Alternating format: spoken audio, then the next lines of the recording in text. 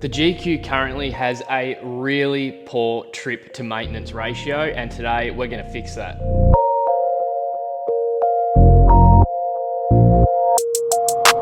Phone started jumping, what a day. Swear to God I need it, now I can't afford to wait. I just had a fan hit me up from Kuwait. Told him this would happen and we not a minute late. Seen him down bad, now they tryna hate. Same ones try to hit me for the raise. Got a meal, now they coming with a blaze. Told him come down and I'll meet him at a gate. First and foremost, the gearbox. I lost second gear when I was doing the $1,000 track with Richard. Sometimes I could get Jonesy to hold it in second for me if he was like holding it nice and tight in second, but otherwise it'd just pop out of gear, or on the road it just grinds when you try and get it into second. So I think the synchros are gone. I could rebuild that gearbox, but one, I've never done it, and two, meh, there's plenty of them. I'll chuck another one in it. I'm almost certain that the clutch is fine, unless I see some kind of sign while we're in there that it's not. But I am going to do the throwout bearing because that's been rattling since Cape York, and so I've got a genuine throwout bearing to go in. I'm not going to do the rear main. The engine has only done 40,000 kilometers in its life because it's a crate motor. Another thing I need to address is the death wobble. It's got a death wobble at about 55 to 60 kilometers an hour, so I'm thinking panhard bushes or kingpins or something like that. The front gear oil will have to get dropped in order to do the front swivel hubs. However, the rear one, I'll just pop a finger in and see what it looks like. Coming into winter, my glow plugs aren't really working, and then usually you've got to like use a jumper lead to glow it up, or something, you know, it won't even start, it'll just sit there cranking. So I've got a couple of cool tricks to show you how to check where the problem is. It's nearly never the plugs themselves, and so don't be disappointed if your glow's not working. You go and change the glow plugs and it doesn't fix it. And then there is the brakes. So the brakes aren't super great since that last trip, and so I've actually got a full upgrade kit from Bendix. Now they did look after me with that kit, and so we'll do all new brakes in the GQ as well. I also did notice that it's been getting a little bit warmer. Coming into winter, it shouldn't be getting as warm as it is. I know the temperatures that it sits at by now. I dare say that there's probably a bit of mud in that radiator from the $1,000 track, and so I'm going to pull the radiator out, give it a hose out, and give it some fresh coolant. And so that's pretty much it for issues, and then we just have the usual service items. So I do fuel filter every 10,000. I do oil and oil filters every 5,000. I have GL4 here for this gearbox, and I'll change the transfer case oil. And then I have diff oil here if needed as well. Unless I come across any other jobs along the way, that is what's happening to the GQ. She's getting a big birthday. I think I'm just gonna get the biggest, ugliest job out of the way first, and that is getting this box out. So yeah, this should be cool. Let's get started.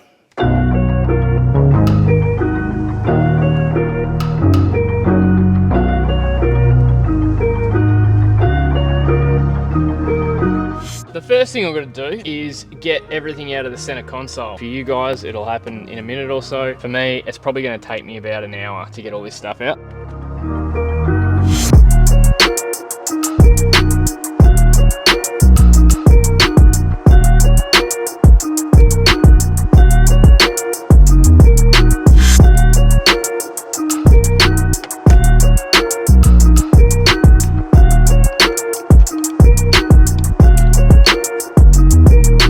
That's everything out of the interior, so now it's time to get it up on the hoist, and we can do the rest from underneath.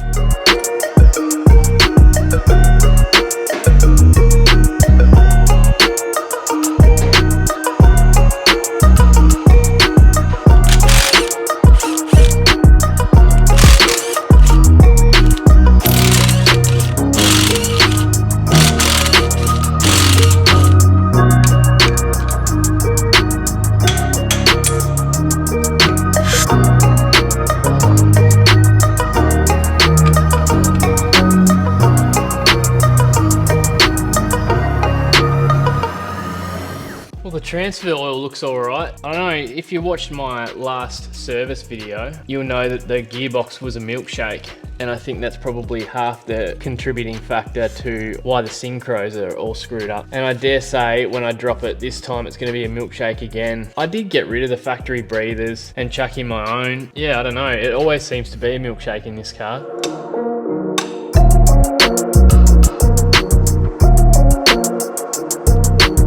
It is milkshakey, but it's not horrible. I was expecting there to be a lot more metal on the magnet, just with how much I've been grinding second. Now, you wouldn't typically have to take this off, but I'm leaving this attached to the car so I didn't have to undo the handbrake upstairs, whereas now I can just undo these 14mm bolts and then cable tie this here somewhere, and then it saves me pulling the back half of the center console out, because I've got a big 12-volt hub under that center console, and this is just as easy. So I'm going to whip this flange off, undo these 14mm bolts, cable tie this up to the cross member here somewhere.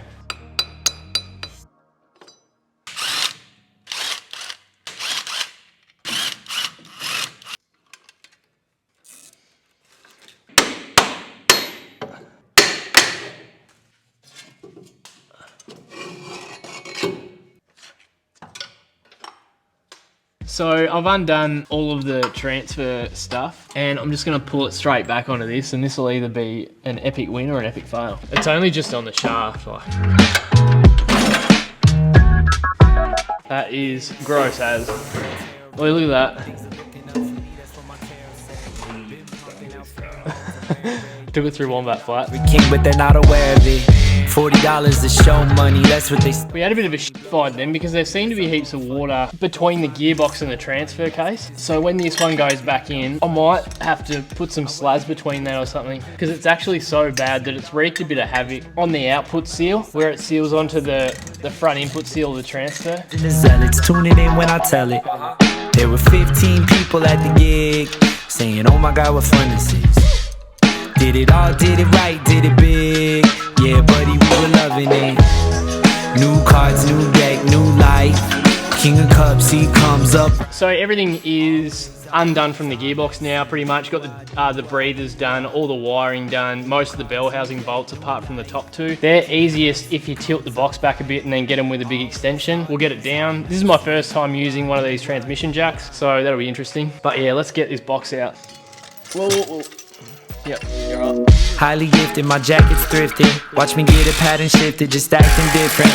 Living in my minutes, I'm catalytic. That's why they love the jacket style like it's on a Civic. Cross members out. We're just going to drop it down a little bit so we can get to the top bell housing bolts. This actually scares me a little bit. And try and be Bonapartes and make the rest of us deal with their broken parts. Yeah, that's what it feels like. Oh! Well, I just had a flash from my childhood. Jesus. These lines equal proof that I live alone. Got the benefit of time to deliver flows. Eating creamy peanut butter, buddy, I lick the bowl. Brings my soul body into the physical. New cards, new deck, new life. King of Cups, he comes up right. Always, all days, all nights. Sing, do I, do I, do I. That is one rooted gearbox. That's me throw out. I reckon that clutch is going to stay exactly there, and I'm just going to change the throw out. Well, it wasn't slipping or anything. Okay, well, that is gearbox out on the hoist. I'm not going to lie, as it stands, I think it's easier on the ground. Yeah, I agree. Do ya? Are you lying? No, I'm serious. That's scary. But I reckon we'll get used to it. All right, so this is one of the problem items. That was the throwout bearing I put in before the cape, and you can hear that's totally rooted. And so I'm gonna press that off the carrier, and I'll put a new throwout bearing on there, which I've got. I also need to get this bell housing off and the front plate off for that gearbox because it doesn't have one.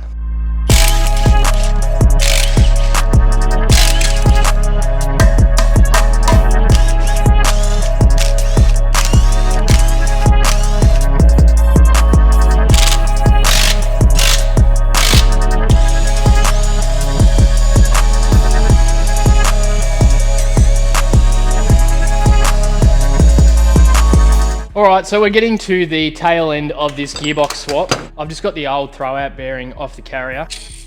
You can hear that's toast. That thing was rattling around. You know, you'd sit at traffic lights and it was all you'd hear, sort of thing. And so I've got a brand new one here. I'll make this recommendation too. If you go the 4Terrain Ultimate clutch, they have a throwout bearing that comes with it. And I thought it looked quite sealed and beefy. And so that's the one I put in. And it only lasted probably 3 months before it started rattling around. I regret that. Whereas I should have probably just went a Japanese Koyo. And so that's what I've got in my parts box. And so that's what's going in. Alright, so that probably would have been a lot nicer with a press. It went on, nonetheless. We can get the new clutch fork on and get this into the back there. So I've got a little bit of grease. I'm just putting it on that little pivot ball. And I'm also going to put the tiniest amount just on the shaft here.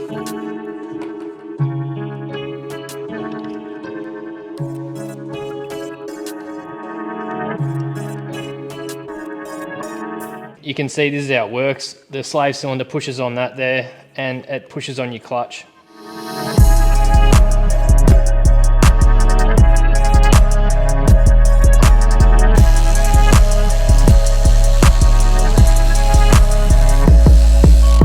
That is the gearbox all done and everything changed over to the new box. So I'm pretty much just going off the plane of these two bolts here. I can see that they roughly line up with there. That jack's super handy because you can just roll it over if it needs it. So I can see that it needs to tilt over to the left a little bit.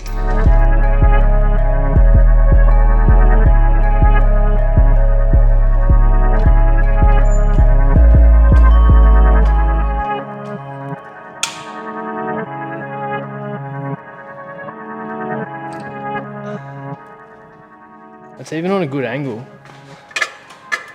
Oh wait, it's still gotta go high. You're in the fingers. That's looking pretty close. Going out. Ooh.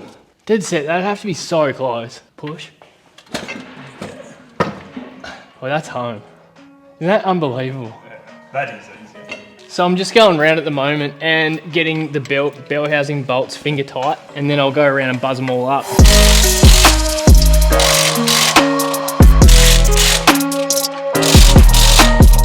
Okay, so I've just sort of been chipping away, and right now, before I put these bolts back in, I'm just running a quick tap through them.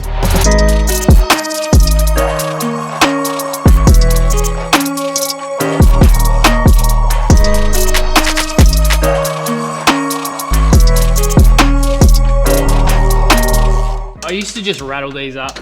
I've broken them before, I've stripped them before, and I've had to drill them out before, and it's just easier if you do them up by hand.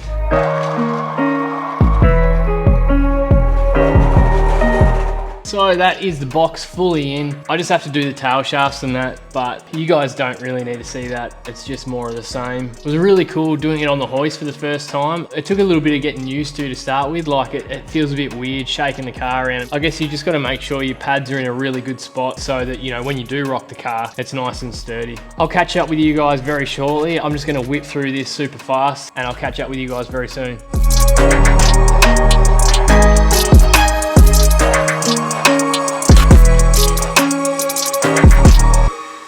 I don't know if I mentioned it, but I'm actually filming back on the phone again because my camera is currently getting fixed. But yeah, that's everything back in the car. So let's pull up this list. So that is throwout bearing, tick, gearbox, tick. That's not bad for a night's work. I think it's probably time to have a bite to eat, and then I'm gonna take it for a spin and make sure that that gearbox is performing okay. I did chuck all new oils in there too, but yeah, we'll keep moving.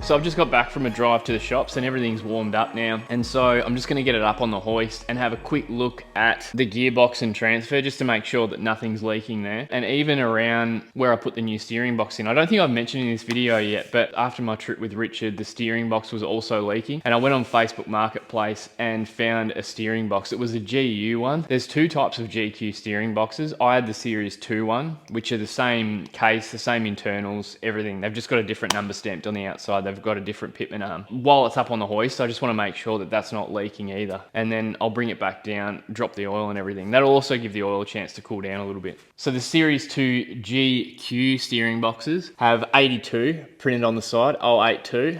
And then the GU ones have 104 printed on them. Some people say that having a GU one corrects your drag link angle a bit better because instead of sort of coming from down here, it comes from up there and gets it closer to the same as the panhard. I drove with a GQ one and then a GU one in the same day and I didn't notice a single difference. Another thing people say is that the GUs have a tighter turning radius, so like it takes less turns on the wheel to get from lock to lock. I mean, again, I didn't really notice that. I'm sure if you counted it out, there might be a small difference, but not enough to notice. But yeah, all right, let's get this thing down and we'll do these oil filters.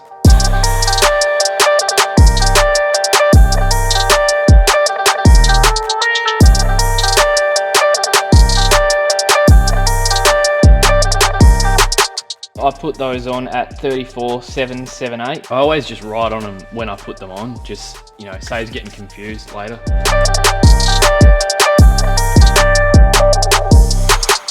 Okay, and then I've got a bottle here that I've just got numbers up the side of. It just helps me measure how much oil I'm putting in, especially when it comes in a big drum like this. And so TDs take about like anywhere from 9.5 to 10.5 litres. It just depends what you got going on. Like, so I usually just chuck about 10.5 litres, and if it's a bit overfilled, then it's a bit overfilled. So now you don't have to do this. I just like to, just because I don't put very much in because these oil filters go in sideways, and so I just sort of put in enough to get soaked up by the mesh. Put a little bit of oil around the rubber seal just so it doesn't grip and tear. And you saw how easily I got my filters off. You don't have to put these on with a tool. I just use a set of rubber gloves, and I do it as hard as I can turn it by hand.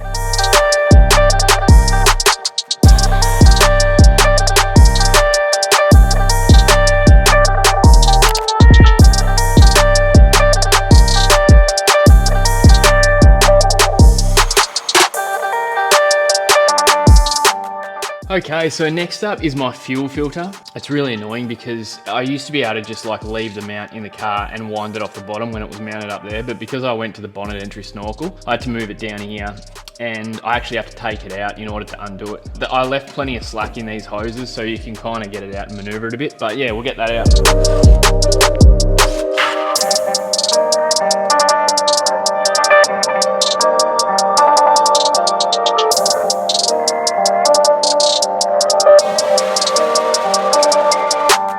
Come with a little O-ring in the bottom, put a little bit of diesel on it. Same thing as the oil filters, just so it doesn't pinch. Again, you don't need to tighten these like crazy. It only has to be done by hand. A little bit of diesel around the seal.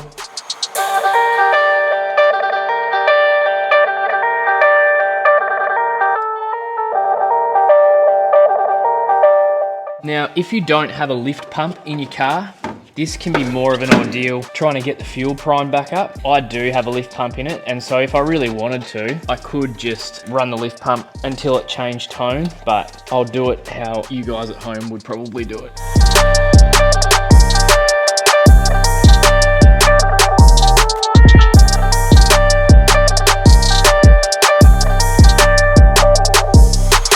Can't hear any air.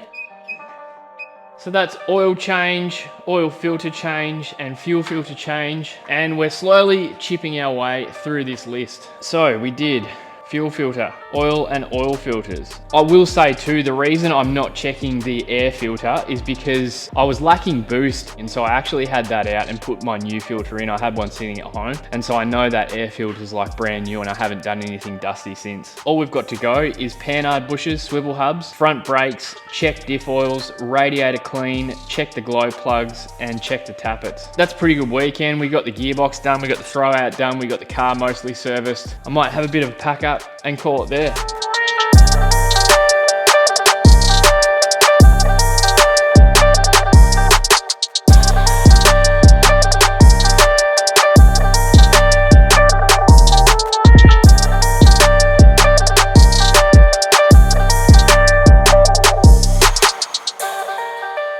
Okay, so next job on the list is to give this winch a little bit of a birthday, and we've got a Bow Motor 2, which is from the UK. They're the motors that come stock on a GigglePin winch. I've heard lots of really good things about them, and so I really want to give that a try. And I'm also keen to try this. This is a twin-speed gearbox by Karma Oko Vidi, a Croatian company. And so first gear is apparently 15% faster than stock worn gears, and then second gear is 50% faster than stock worn gears, and it's actuated by air, kind of like an air locker. And so it's in first gear, just no air at all. It applies air to this and it goes to second gear. All I've got to do is take the top hat and motor off my winch and then replace it with these two things. You can actually get this in a twin motor setup, but considering I only have 2 batteries in this car, as it stands, I didn't want to run the gauntlet with going twin motors again. And Bow motors are super powerful, super torquey, and so it should be right to pull second, especially considering how light my car is. And so yeah, we'll see how it all goes anyway.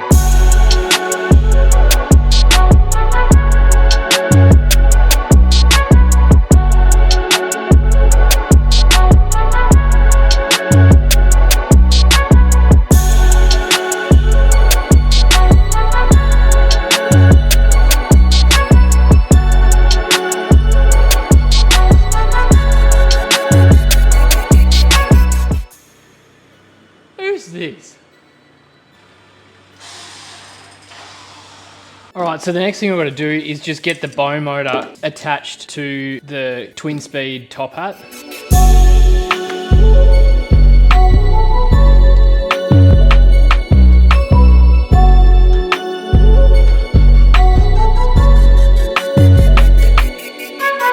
I had to improvise a little bit. The GigglePin bus bars that come with this didn't quite work with the big DC 182 solenoid that I've got. Additionally, you actually have to use longer bolts for the top housing to the bottom housing because the factory ones are a lot thinner, like this flange is a lot thinner.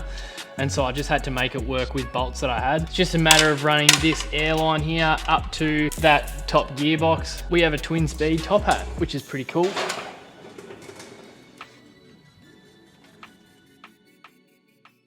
So it's the next day. Last night I got that winch in. I'll show you how fast it is a little bit later in this episode. It is ridiculous. You got to be careful with your hand around the fair lead, that's for sure. I thought I'd start with these swivel hubs, wheel bearings, brakes and everything. I started pulling it down and dead set, everything is perfect. The reason I was even tearing into these is to make sure the kingpins are all right. And I mean, I can show you both sides. Like there's not a drip of water in either of these swivel hubs. Still like perfect molly grease. Your worst kingpin is generally the bottom one. If there's stuff sitting in the swivel hub, it's going to be sitting in the bottom. And you can see it's still all perfect molly grease. I don't think there's any real point going any deeper, to be honest. Like I've got half a mind to just put those kingpins back in and focus on, I think like the wheel bearing grease is even fine. I probably may as well change those. So this is one of my wheel bearings. The grease is a little bit discolored, but there certainly isn't any water in it. So I might just change those and change the brakes out. What I was going to do is tear it all down and then take you through putting it all back together. So yeah, I'm just going to whip it all back together, I think, and we'll do these wheel bearings. Sorry this video is sort of all over the place. I'm filming on my phone. I've got so many jobs to do and I'm trying to capture as much as I can for you guys, but like still trying to pump through it. This thing, I service it based on what it needs type thing. Like I do oil every 5,000, fuel filter every 10,000, air filter every 5,000. But then when it comes to diffs and wheel bearings and swivel hubs and that, it gets what it needs when it needs it, and that's just how I operate with it. One thing I did need to do while I was in here is brakes. Bendix have looked after me. These have braided lines for the whole car. 2 new front rotors here, new brake pads, brake fluid, brake clean, and then lube for your slides and that. But yeah, anyway, let's get the new rotors onto these, new wheel bearings tapped in, and then we'll get them on the car, get the new lines in.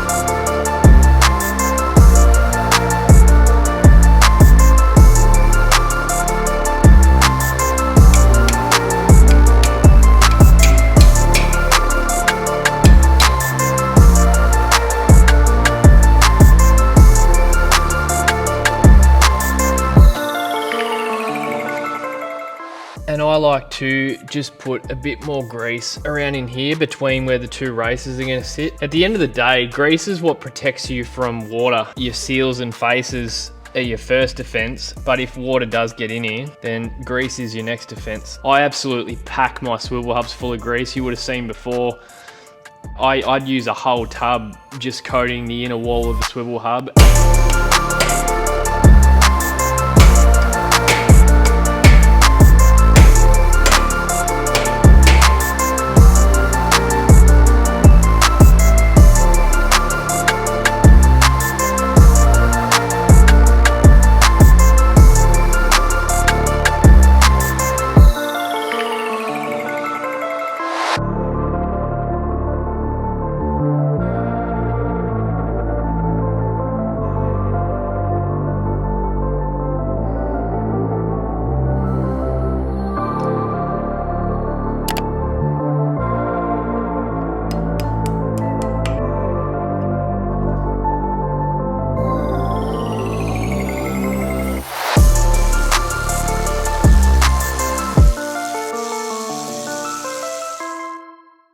So these things here can be a little bit confusing because it's hard to figure out how they go. All they do is go in there like this, and then you kind of want to get them started without putting the retainer on it. And then as soon as you got it started, and you can put the lock tab over that.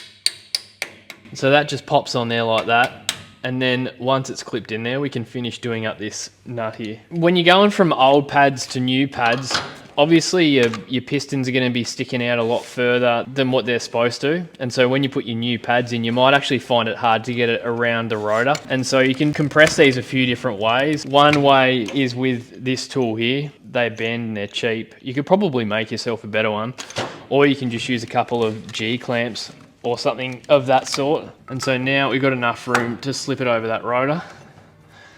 All right, so that is this side all done. We've got the new brake pads in, new braided brake line, and the new rotor. And so I'm just gonna quickly nip over and do the other side. Once that's done, I'll let it down, we can bleed the brakes. Well, this is pretty much the best bit when you get to use bulk brake cleaner.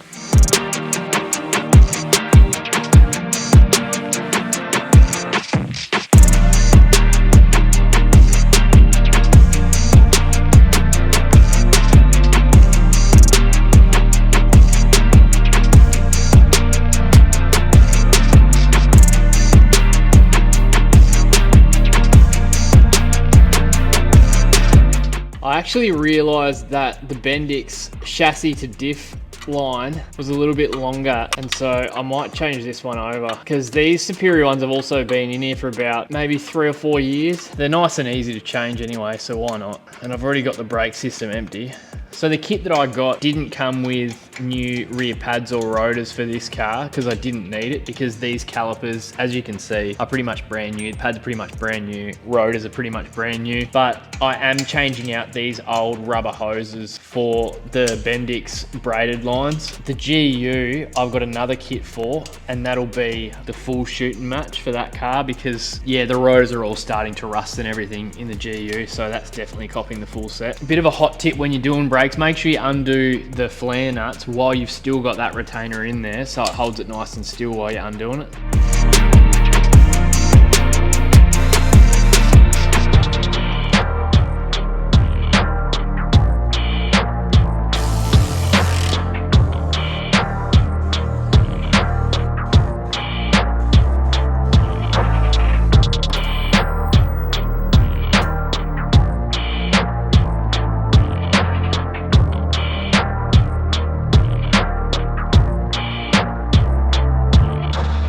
Okay, so that is all of the brakes done from Bendix. So yeah, again, a huge thanks to them. I've used Bendix brakes for as long as I've had four-wheel drives, and I've never ever had a problem with them. And so that's what I wanted to go for this thing's refresh. Now, that's all the brakes done. We've done rotors in the front, pads in the front, lines in the front, and then in the rear, we've just done the lines because everything else was done. And so that's brakes done for this car. Now I'm just gonna bring it down on the hoist and we'll be able to bleed it. Okay, so I'm gonna start bleeding the brakes. I've got a self-bleeder here. All you do is put your hose over the nipple and then stick this somewhere vertical. Undo this a little bit and then push the pedal until this is full, and we'll do that a few times. Some people say you should bleed the furthest from the booster first and then work your way forward. I've always done the closest one first and then move my way back. I kind of like to bleed knowing that everything's full to this one and then everything's full to that one and then everything's full to that one until you've got a completely full system. That's just the way my brain works. If I'm wrong though, let me know in the comments.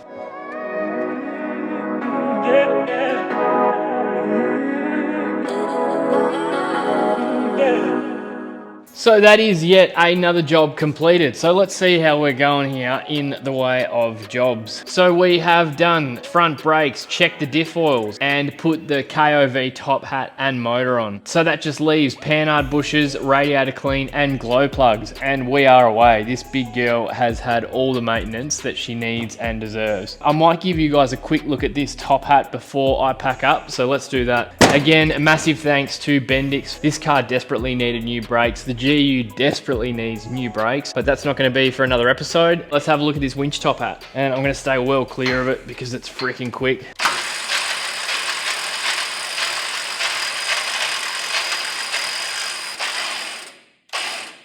And so yeah, you can see that that's freaking quick. And so yeah, for those real deep, nasty bog holes, you can be in first gear. For those long hills that don't have much resistance, I can switch it to second gear, which is 50% faster, which is really, really cool. So I thought I'd come out and give these brakes a bit of a test. So let's sort of go 80 maybe. This is a completely dry road. A bit over 80. Jesus. That like locked them up. And these are big 32s. Okay, that is sick. This thing brakes so well. I've never had all new brakes all at once on the GU diffs, as well as like braided lines everywhere. Such a firmer pedal because you don't have any flex in those hoses. But yeah, I do have one more thing coming for the brakes, but that's not going to get here for this episode. It's just one last final touch. Not that it needs it, like that locked up big tires on a dry road, which is pretty impressive. But yeah, panhard bushes, let's get into that. This episode's been massive, so if you're still stuck around, thank you so much.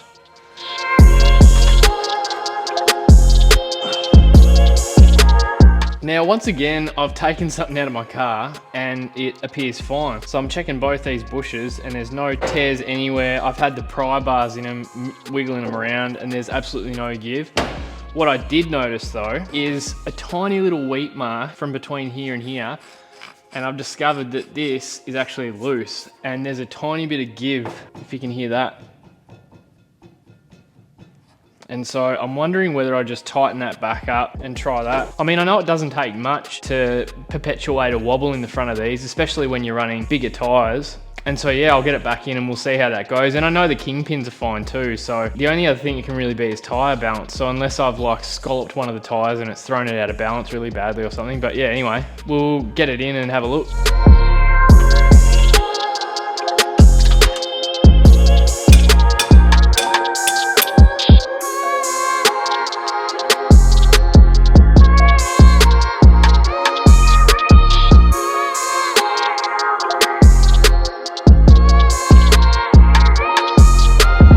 Right, well that is the panhard done, hopefully. I'll take it for a drive and make sure that it's not wobbling. And I'm just gonna sort of smash through my tappets myself, I think. I have filmed it on this channel before, so it's no use showing it again. Tomorrow I'm gonna pull my radiator and flush that out and get all the mud out of it. And that's going to be the end of this episode. Again, if you've stuck around this long, thank you so much. This is kind of what happens when you let jobs build up on the GQ and do too many trips without doing maintenance. But I kept telling myself that I'd be easier once I had the hoist. And it has been, but I'll catch you guys first thing.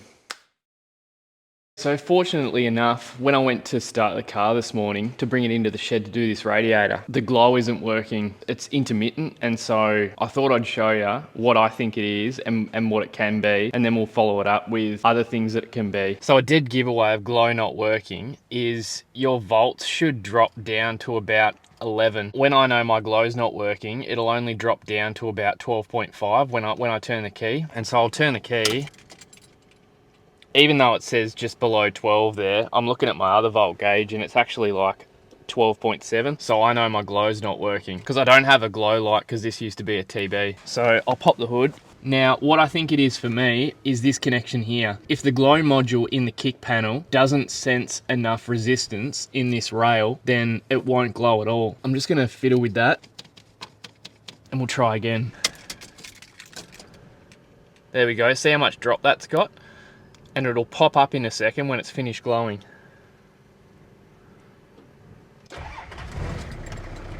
That just shows that that connection there is what's wrong with my glow system. And so if I had gone and replace the glow plugs, like, it might not necessarily fix the issue. I'm just going to recrimp that terminal back on and then we'll pull the radiator. This is what was wrong with mine, this little yellow terminal there. I suspect that that had a bad connection to this because, as you can see at the end there, it's gotten all hot and rusty. I'm probably going to replace this here with a new cable and a new terminal at the end to better connect to these. But I thought I'd just show you how you can check your glow plugs. So I've got my 6 glow plugs here, and all you need to do is grab the housing with a black jumper lead connected to a battery, and these should glow red like that. So that one's working. Yeah, I think that pretty much illustrates what the problem can be with them, because I mean, my 6 glow plugs all work. And so if I had to just went and replaced the glow plugs, it wouldn't have done anything. What I am gonna replace is this glow rail to get rid of that crappy end. I do have another one laying around somewhere. I'll also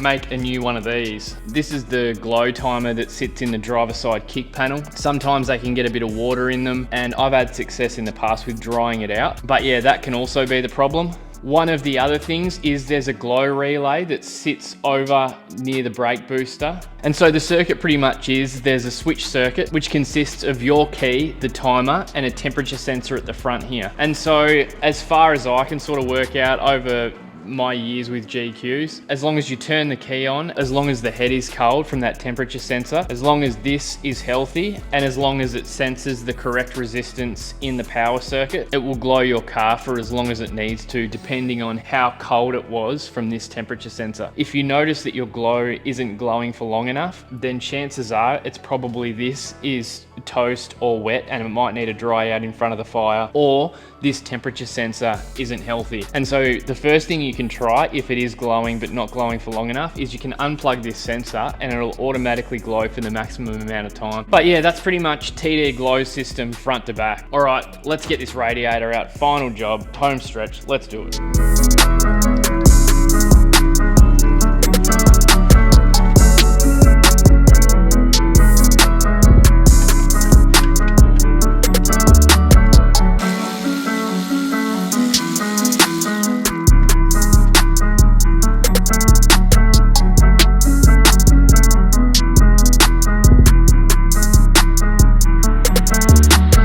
Well, I think it's safe to say that that's our problem. I mean, that's all the problems. I'm gonna go and smash this out. I'm gonna go to Victoria this afternoon to catch up with King Chrome. I think I'm gonna call it there. I'll hose that out, get it back in. But just for one final recap, so I replaced the steering box, I replaced the gearbox, replaced the throwout bearing, checked the panhard bushes, but it ended up being the thread of the panhard to fix the death wobble. A part of that was also checking the kingpins and swivel hubs. They were all fine, so I never went any further. But I did do the wheel bearings, considering I had to take the bearing hub off the rotor anyway to do the front brakes. We did the front brakes, pads, rotors, lines. We did the rear lines thanks to Bendix. I checked both diff oils, replaced the front. We did the fuel filter, checked the air filter, did oil and oil filters, cleaning the radiator now. We fixed the glow plug problem. I did the tappets last night, and the winch got a brand new top hat and motor. So this thing is probably going to be good for another month, maybe. Nah, just kidding.